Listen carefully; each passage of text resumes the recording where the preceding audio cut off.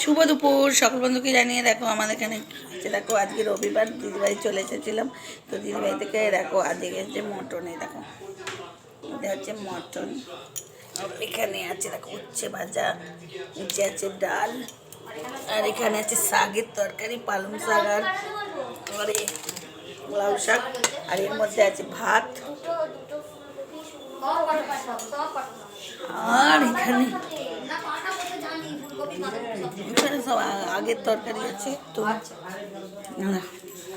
এখানে আছে মেয়ের জন্য চিকেন, চিকেন খায়।